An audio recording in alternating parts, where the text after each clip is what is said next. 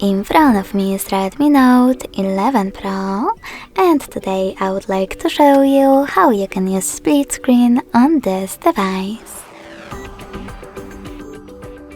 First of all, open one of your apps that you wish to use in split screen view, like Play Store.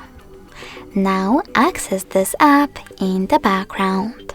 If you are using Tricky's navigation, you can do that by tapping on this square button.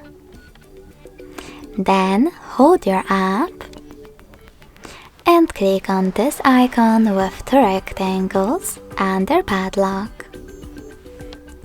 Lastly, tap on Home button and select the other app, like Chrome.